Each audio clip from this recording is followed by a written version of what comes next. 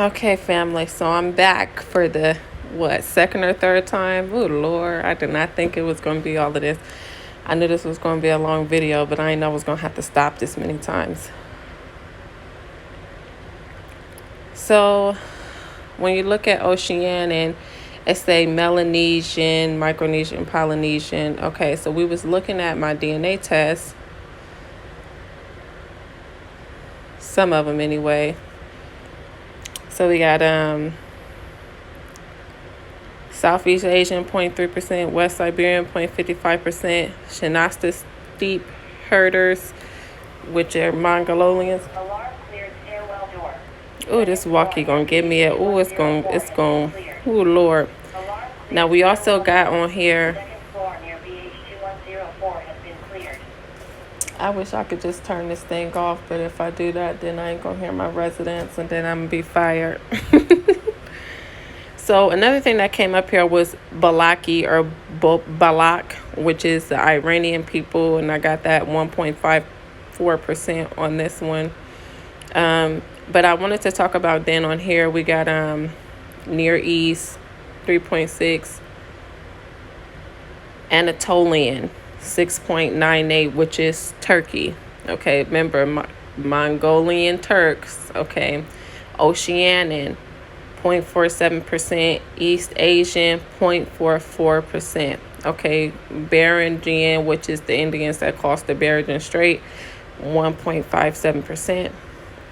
Okay, now on this one we got White Nile River 8.22%. Understand that the Kushites originally lived along the Nile.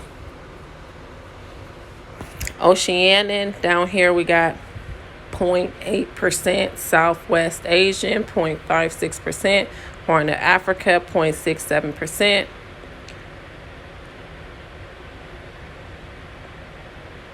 Okay, and this one was the Western Semitic 18.71%. Khoisan, now we're going to talk about the Khoisan. So I think we went through all of these. Now this one I don't think we mentioned, but it's Palestinian.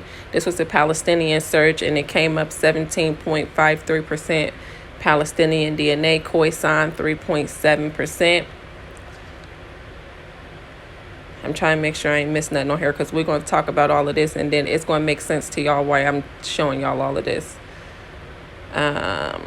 Japanese 8.67%. Remember what I just said about the Chinese and the Japanese? They was originally a Hamitic people, which would make sense why I have DNA that's showing 8.67% Japanese.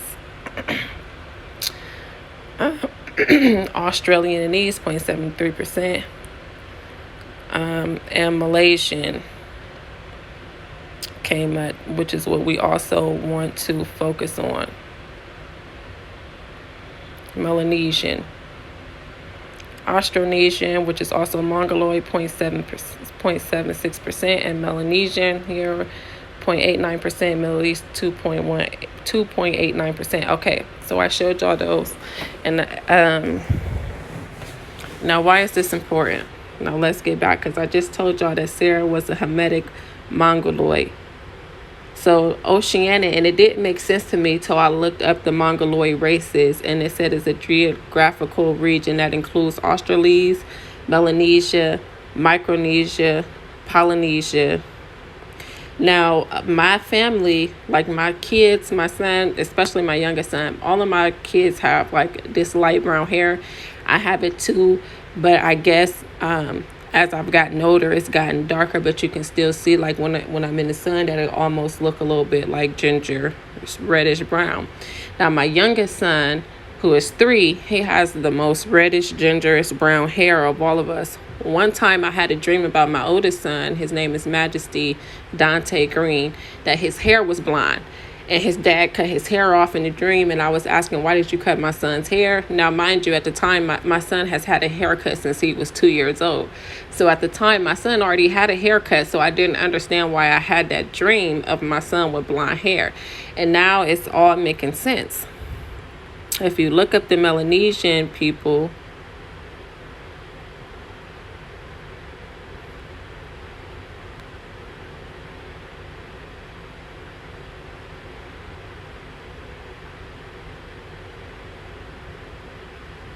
What is this?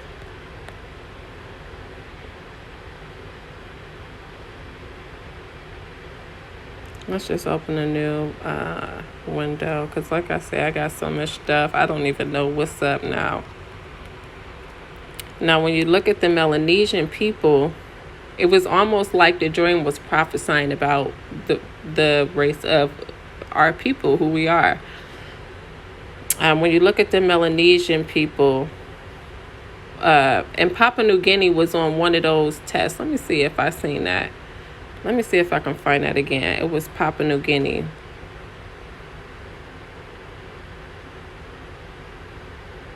I might not have screenshotted that test.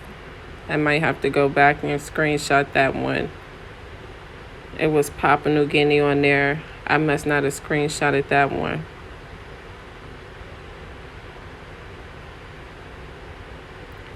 Yeah, but I believe that our DNA has been watered down from the mixing of, moving and slavery, etc. Us not knowing who we are, intermarrying with other people who got black skin like us, because we just think that we are the same people. And we are. I'm not saying that, but I'm saying genetically, we're not. So I don't know if I had the one with Papua New Guinea on here. I must not have put it on here, but Oceanian, 0.47%. Papua New Guinean. I must not have had that one on here. So, but that one did come up as well. Now, when you look at the Melanesian people,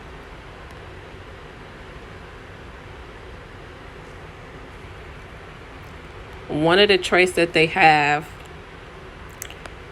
is blonde, red hair, and blue eyes, or different color eyes. Blue eyes. They have like they have red, ginger, blonde hair, and blue eyes. Now, remember we did the video on Cheddar Man, how some of the tribes of Israelites went into Europe and they said that they had a skeleton of Cheddar Man. It was a black man with kind of straight hair and blue eyes. Who do y'all think he was? I'm going to let that dwell on y'all. The Cheddar Man. But you can see that they have lightish brown hair. Like, this is the color of my 3-year-old's hair. This little boy right here with this orange shirt, that is the color of my 3-year-old's hair. And I was thinking it was because we do got some Irish genetics in there. But again, some of our ancestors went into Europe, which is written in, if you watch my last video, Lost Tribes of Israel in Europe, I talk about that. But my son got this lightish brownish hair, just like these little boys. Okay. And my girls have like the same color hair. It's a little bit darker. They're a little bit older, but theirs has always been a little bit darker. His is the lightest. Okay. And now, why is this important? Now, when I figured that out, I said, okay, now this is all starting to make sense. It's the Melanesians, the Mongolian, the Negroes, the Negritos is what they call them. And this is why it say, when people always say that Ham was the progenitor of the Negro races, but not of the dark races, but not the Negroes. Well, we're talking about the father's line. See, the father's line of the Hebrew Israelites is not of Ham, but the mother's line is. The mother's line is. So Ham wouldn't have been the progenitor of the Negroes, but Shem would have been. But you got to understand that that's the paternal line that it's talking about. The maternal line is Hamitic. Now let's talk about this. Another of Mongoloid people are the Khoisan. Okay, the Khoisan South Africans look Mongolian. Okay, and they're talking about the Khoisan, which came up on my DNA, which is the Bantu live in their area now. So it's possible that the Bantu mixed with this Khoisan, and which is why they probably have the Y chromosome. So the African Mongoloid race, the Khoisan, you can see that these people definitely look like some type of Chinese, Japanese kind of mix. You know what I'm saying? So it's a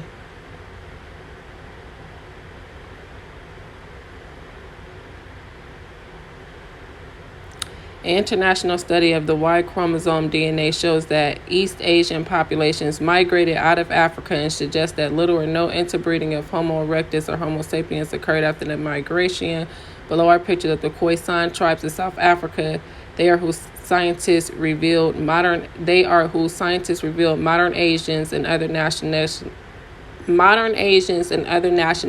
originate from. So we look at the San Khoisan, the oldest human group that encapsulates many features of the present human ethnic groups. Even the Aborigines of Australia have blonde, and some African tribal members have blue eyes. Okay, my niece has gray eyes, literally. A lot of the people in my family got different color eyes, and they're lighter skin complexion people, more so than me. My father's side of the family is really dark skinned, and I'm dark skinned based on that. But on my mother's side of the family, they're more brown skinned and light skinned with, different color hair and eyes, which is starting to make sense. So the Khoisan are a Mongoloid people.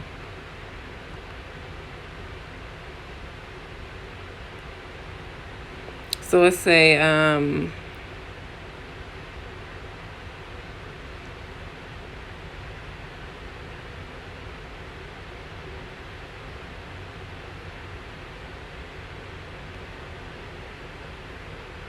So somebody said right here, the Sand or Bushman genetics say that they migrated out of Africa eons ago and returned from Asia, having developed some Asiatic characteristics. Okay, so Sarah was Afro-Asiatic. She was Hamitic and Mongoloid. Okay. Now, one thing I did a video on a long time ago, and I was talking about Mongolian spots, and a lot of people laughed at me about that video when I talked about if your children, because all of my children were born with the Mongoloid spot. Let's see if I can find that video. It's a real old video, like when I first, Mongolian spots, Semitic stain, who are your ancestors? It's in your DNA. So it's the Mongolian spot. So I did a video on that. Now it makes sense to me why my kids have a Mongolian spot. Okay, why are my kids having a Mongolian spot, which they also call a Semitic stain. It's common among people of Asia, Native American, Hispanic, East Indian, and African descent. Because these people that it's common among are all somehow connected to the Mongolians, okay? The Black Mongolians, okay? Now, let's see. Let's put in, they say the Mongolian spots are benign and are not associated with any condition or illness. A newly born infant is also called a neonate. Mongolian blue spots are flat bluish or bluish gray skin markings commonly appearing at birth or shortly after. All of my kids had Mongolian spots. Now, what they also call this is a Semitic stain.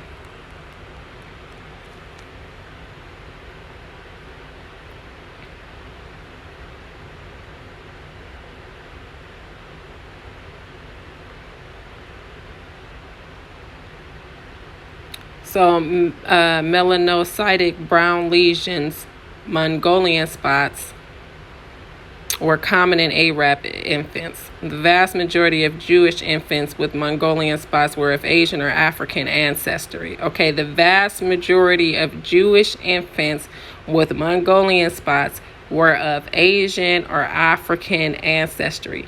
On the other hand, congenital melanocytes nevi were found only in Jewish infants of European ancestry.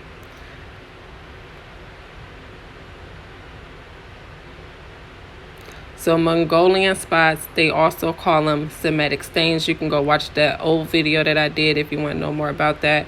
Trying to hurry this video up. Now let's talk about so once I figured that out, I put in Melanesians are Israelites, and lo and behold, stuff started popping up.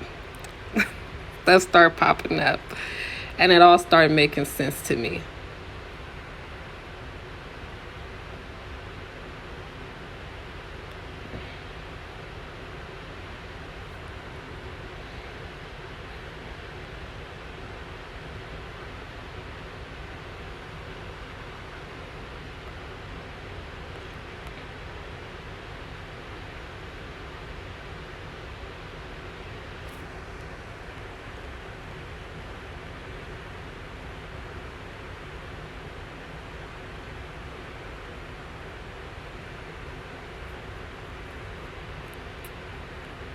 So it all started making sense, okay? So it said this paper critically evaluates the transformative engagement between expatriate missionaries of Western Province, PNG, in light of recent claim for Jewish ancestry and Israeli nationality. This claim is based on the contention that the original Gogadala ancestors, whose migration to the area is detailed in formal ancestry narratives, were members of the lost tribes of Israel. Okay. I believe this because this is what, this, I prayed on this yesterday, and today it all made sense, okay? It all made sense today. Melanesians, the true tribe of Judah, 100% Hebrews, okay? Now, we're not going to read it. We're not going to get into it. This is something that y'all can research on your own time. But let's talk about the Nagas, okay, which was another which was these black Mongoloid people. So, Nagas, the ancient warriors and rulers of India. So I say the earliest form of racism may have been introduced and practiced by wandering barbarians from Eurasia who spoke a variety of language before the Black Aryan, Indo-Aryan language of India was taught to them. These barbarians were Caucasians for the most part, although there were black chiefs among them, according to Chancellor Williams in his book, The Destruction of Black Civilization. Later, after the influence of the Black Dravidians, Black Tartars, and other black Negroid and Australoid types who lived in Asia in ancient times and who still do today, the barbarians learned various skills, including how to hitch horses to carriages and how to ride horses for purposes of war. These techniques learned from the blacks of Asia was used to invade the ancient black civilizations of the region. India was one of the first to be infiltrated, followed by other black civilizations to the south, including Mesopotamia and Egypt, between 2000 BC to about 1500 BC. Waves of the northern barbarians invaded India. All did not enter ancient India as an invasion force, since they were not military strong enough to defeat the mighty black armies of the ancient Ethiopic Dravidian Indians. In fact, many barbarians came in trickles looking for food and lodging in what was one of the greatest black civilizations Earth, and one of the most ancient. Long before the infiltrators of the aliens, Indians' wealth, culture, architect, civilization was legendary. The ancient Indians belonged to the Kushite African race, still numerous in a wide area of the globe, spread from India in the east to Senegal in the west. Okay. Of this group of ancient blacks, the Naga people were and still are the largest subgroup of the Cushitic-speaking branch of the black African race. In fact, the Naga still retain the title Naga in various forms throughout Africa and South Asia even today. There are many examples of the term Naga still being used to describe various groups in Africa and Asia who are of the Cushitic branch. Now remember, I want to show y'all something. When we look up, remember how the scriptures say, "Are ye not children of the Ethiopians unto me?" Are you not as children of the Ethiopians? Are ye not as children of the Ethiopians unto me, O children of Israel, saith the Lord? Have not I brought up Israel out of the land of Egypt, and the Philistines from the Caphtor, and the Syrians from Ker? Okay, are ye not as children of the Ethiopians unto me, O children of Israel? Now let's look up the word Cush in Hebrew concordance. Cush, a son of Ham, also his descendants, also a land in South Nile Valley. I just showed y'all, and it's 1:44 on the clock, White Nile Valley on my DNA at 8%. So Cush, Ethiopia, probably foreign origin. Cush or Ethiopia, the name of a son of Ham and of his territory, also of an Israelite. Cush, Ethiopia, also of an Israelite. Because the Israelites were descendants of Cushites. And even in Judith 5, if you read it, say that the Israelites were descendants of the Chaldeans, which were Cushites, Hamitic Cushites, okay, because Sarah had to be a Mongolian Cushite, which is why they named a Mongol city after her, Sarai. It all makes sense now. It all makes sense. It all make sense now. In fact, the Naga still retain the title Naga in various forms throughout Africa and South Asia even today. There are many examples of the term Naga still being used to describe various groups in Africa and Asia who are all of the Cushitic branch of the Black African race. For example, the blacks of West Africa were called Nugamarta. Nagomina is the name of a tribe from West Africa who were part of a series of great civilizations which existed in the region before 1000 BC.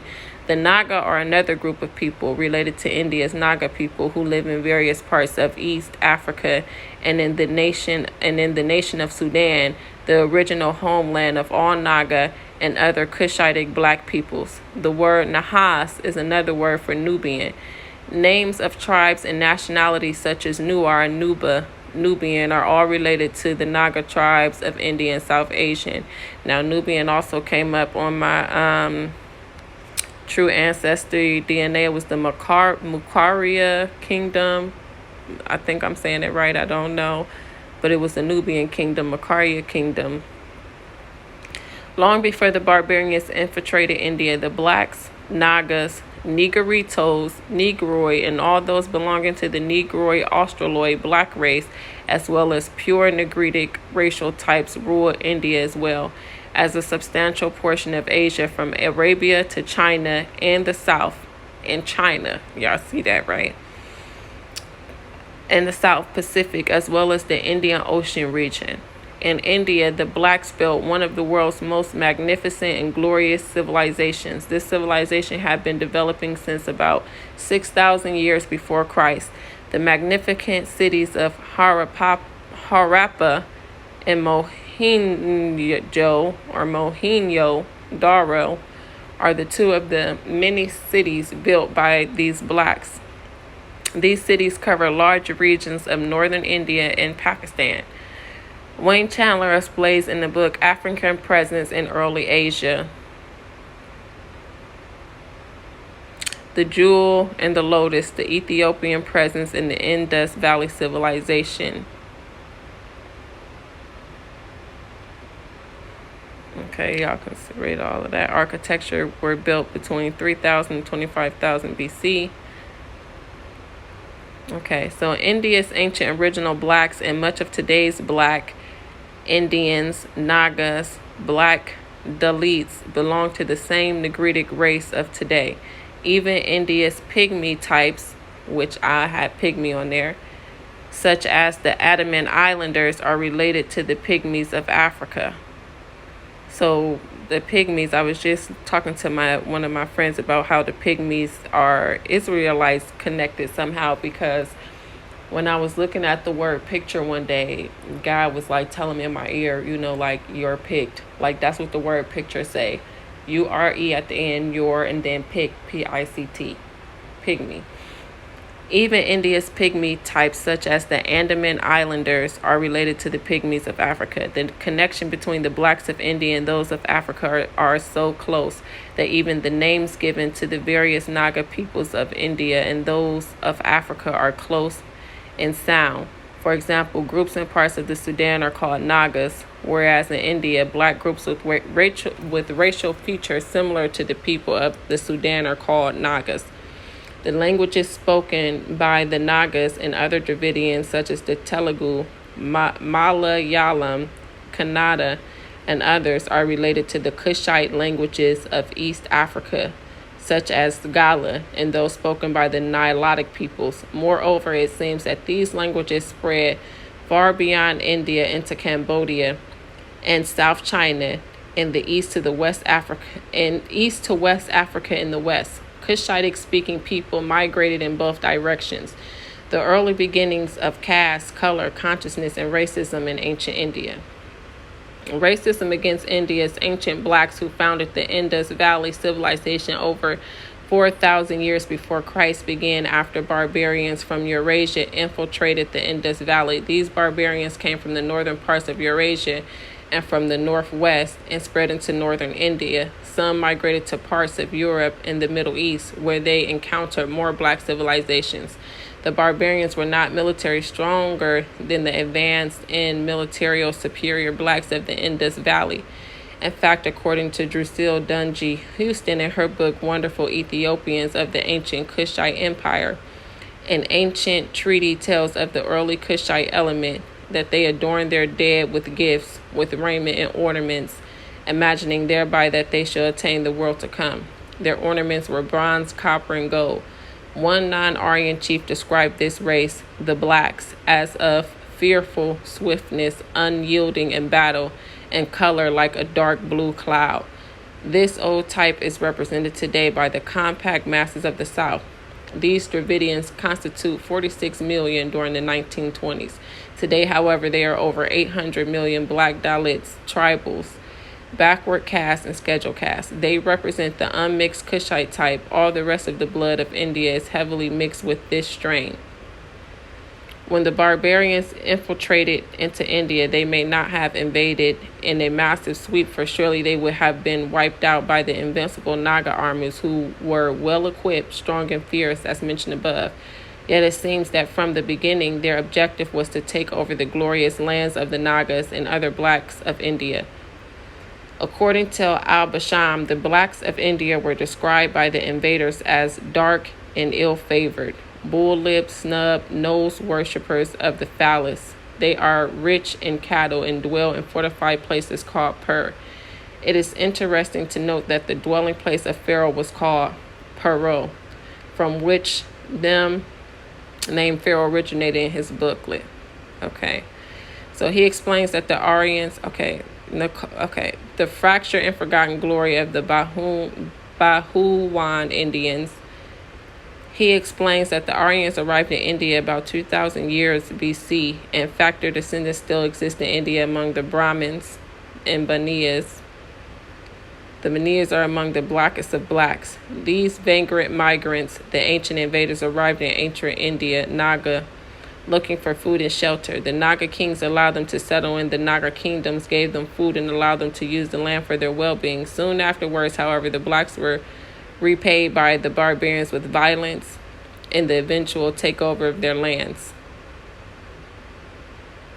The Aryan aliens felt insecure and feared that their positions would be lower even more than they had been. They began to divide and cause strife and discord among the Naga tribes in order to gain a dominant foothold. Their tricks brought about enmity between various Naga kingdoms, people of West Africa, Sudan, and other parts of the world who continued to kill each other over religious beliefs of others. So I'm not going to read all of this. If y'all want to find this and read about it on your own, that's fine, because I'm trying to just get through and save time. So Sarah is connected to the Mongoloid. So she was literally a black Mongoloid, Malaysian, Australasian, Micronesian, Polynesian type that she was a black Indian. She was a black Indian, Hamitic Indian. Okay. Which is why the Bible tells you that are you not children of the Ethiopians, which the word for Ethiopian in Hebrew is Cush, Cushites. You're children of the Cushites. Now let's look at Judah 5. Now the Chaldeans were also Cushite people. Now Judah 5 say, then was it declared to, I do not like pronouncing these names that I can't pronounce, the chief captain of the army of Assur, that the children of Israel had prepared for war, and had shut up the passages of the hill country, and had fortified all the tops of the high hills, and laid impediments in the camp in the Champagne countries, wherewith he was very angry, and called the princes of Moab, and the captains of Ammon, and all the governors of the seacoast. He said unto them, tell me now, ye sons of Canaan, who this people is that dwell in the hill country, and what are the cities that they inhabit, and what is this multitude of their army, and wherein is their power and strength, and what king is set over them or captain of their army? And why have they determined not to come and meet me more than all the inhabitants of the west? Then said Achior, the captain of the sons of Ammon, let my Lord now hear a word from the mouth of thy servant, and I will declare unto thee the truth concerning this people which dwelleth near thee, and inhabiteth the hill countries, and there shall no lie come out of the mouth of thy servant. This people are descended of the Chaldeans, and they sojourn heretofore in Mesopotamia, because they would not follow the gods of their fathers, which were in the land of Chaldea. These people are descended of the Chaldeans. That's what it say. For they left the way of their ancestors and worshiped the God of heaven, the God whom they knew. So they cast them out from the face of their gods, and they fled into Mesopotamia and sojourned there many days. Then their God commanded them to depart from the place where they sojourned, and to go into the land of Canaan, where they dwelt, and were increased with gold and silver, and with very much cattle. But when the famine covered all the land of Canaan, they went down into Egypt, and sojourned there while they were nourished, and became there a great multitude, so that one could not number their nation. Therefore the king of Egypt rose up against them, and dealt subtly with them, and brought them low with laboring and brick, and made them slaves. Then they cried unto their God, and he smote all the land of Egypt with incurable plague, so the Egyptians cast them out of their sight. And God dried the Red Sea before them, and brought them to Mount Sinai, and at Kadesh Barn, and cast forth all that dwelt in the wilderness.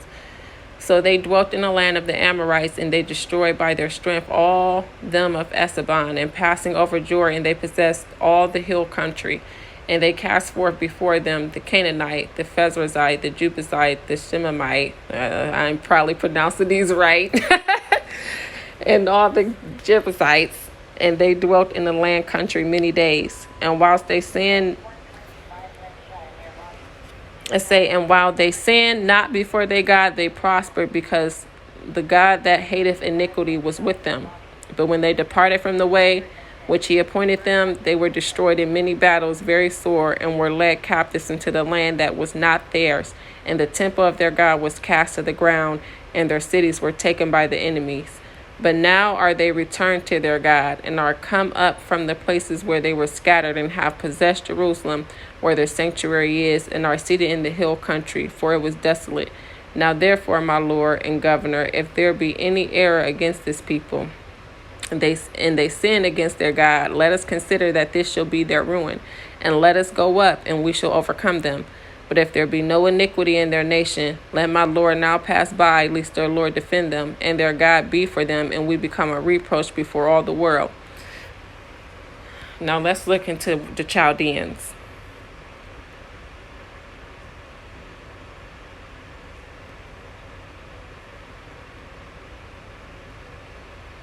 Now, I was reading this, which say that Sarah was of the line of Nimrod.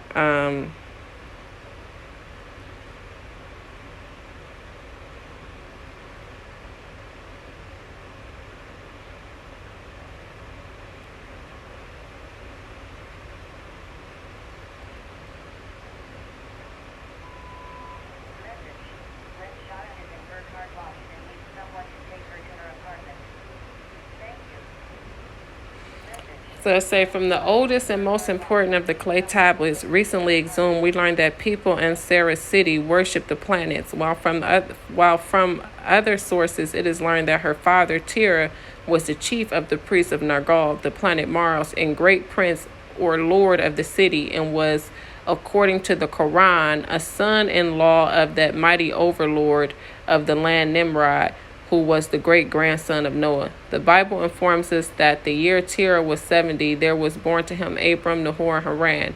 This Abram was afterward the husband of Sarah.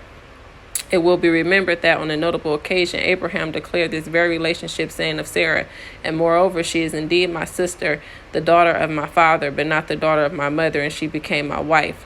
Repugnant as this may be to our modern thought, it was then a very common law or custom not only in Chaldea but in Egypt, and it prevailed in culture at Athens and elsewhere in Greece, so late as the time of Philo, and yet exists more or less in most polygamous countries. In Sarah's country, polygamy was, as the table showed, the rule among the nobles, well-to-do, women being, as in modern Turkey, an article of merchandise. Fathers then bartered their daughters to whomsoever they choose without regard to the daughter's wishes, and we're going to talk about this in another video.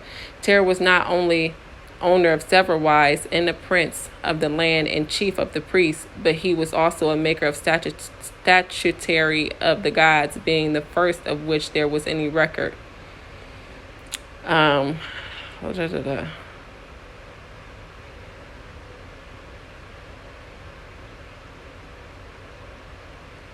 Okay, I'm not going to read all of this. I'm just trying to find the part.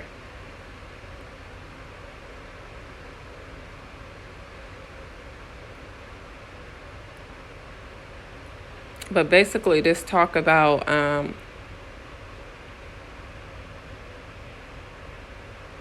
Sarah was probably related to Nimrod. Okay, now Nimrod was from Cush. Okay. But we don't have time to read because we like over an hour now. I want y'all to do your own research and look into this stuff because I don't have time to read everything because there's some stuff I want to get into. So it say the foundations of ancient Chaldea were laid as early as those of Egypt.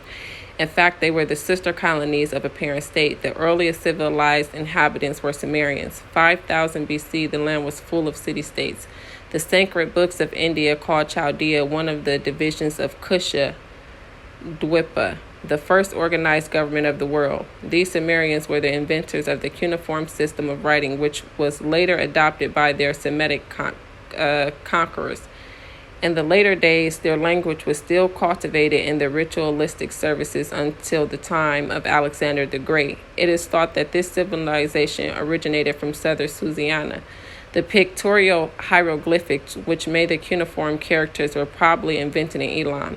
In Babylonia, however, this culture underwent a rapid development. The northern division of Babylon was called Akkad, comprehending Babylon, the southern Sumer, including Erech and Ur. North of Akkad were the Semitic tribes, which so largely made up the blood of the Assyrian in later days. The Babylonians were further mixed by Elamite and Kassite quests. So I say, what was the original race of the Sumerians, Kassite, and Elamites? Recent explorations upon these sites is giving much light upon the subject. The finds prove that the records and traditions of antiquity were in perfect accord with these new discoveries. The history of Babylonia, like that of most nations, begins with a myth, but we are beginning to realize that a deep significance lies beneath old myths. 10 kings appear in the primitive annals corresponding with the 10 patriarchs of the Hebrew scriptures and the 10 rulers of the Egyptian chronology, enormous cycles of years accompanying their reigns. Okay, I was making sure she got that like, and I'm like, did she not hear her resident calling? Okay. These come down to, I don't know, I'm not going to even try to pronounce that word, of the Greeks' tradition of Noah. At his death, colonies under the leadership of Titan, Nimrod, arrived in the plain of Sumer and essayed to build a tower that would scale the sky. On this spot at Babylon stood the temple of Anu. Then in these early Babylonian traditions followed the names of Gilgamesh, the Melkarth of Tyre, and the Hercules of Greece, identified with the name of Nimrod of the Hebrews. The epic of the adventures of Nimrod was preserved in the library of Erech and is identical with the 12 labors of Hercules. What significance lies under this common hero under the names of the greatest of the demigods of Egypt and Greece? This overlapping of the genealogy of antiquity shows that these heroes, Bel, Gilgamesh, Melkarth, Hercules, belong to a common race.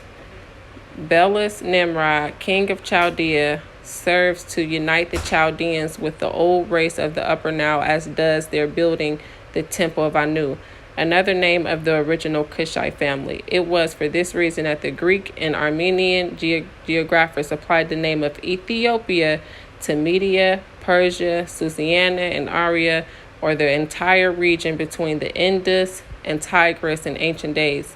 The records of the Hebrews connected the Chaldeans, Ethiopians, and the Egyptians in ties of kinship, and the findings of archaeological and philological research prove these records true. The language of the later Babylon was Semitic, but that of the earlier Chaldean monarchy was different, as can be proved by the inscriptions upon the ruins. They are distinctly Hamitic, and like the Himyaritic of southern Arabia. All these earliest traditions of Chaldea center about Belus or Nimrod. We know that Nimrod was the son of Cush. Babylon had two elements in her population in the beginning. The southern Akkadians and the southern Sumerians were both Cushites. Okay, so we don't have to read all of this, but I just want y'all to understand that the real Israelites they have Cushite in them. So please stop saying, "Oh, we not Hamites." we don't have nothing to do with them. Yes, you do. Yes, you do. You're a black Indian. You're Afro-Asiatic, part Asian, part African. That's what the Israelites are, which I believe is why Abram's name was changed to Abraham, Ham being the end of Abraham. So I believe that the Israelites are connected with the Israelites are the Negroes, the Negroid Mongolian races, okay? Such as the Khoisan,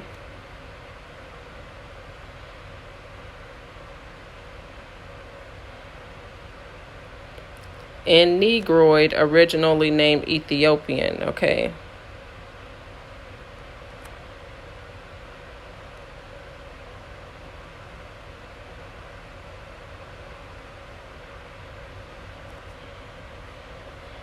So I'll probably come back with a part 2 on this video, because it's time for me to get off work. I've been talking for a long time. I'll probably do a part 2 so we can talk about this a little bit further. But right now I want to wrap it up because I'm about to get off. I need to chart and do my last things at work. And yeah, got some stuff to do. So I'm about to get out of here in 30 minutes. What was I about to say? Yeah, so they are definitely the Negroid people, the Black Indians, okay? So shalom, family. I love you guys. Till we meet again. I'll probably be coming back with a part 2 because I had to rush through this. I should have just made 2 parts, like I said. That way I wouldn't have to rush through it trying to get all of the information in one video. But we'll go over it more. I'm going to just end up doing a part 2. So shalom, family. Love you guys. Till we meet again.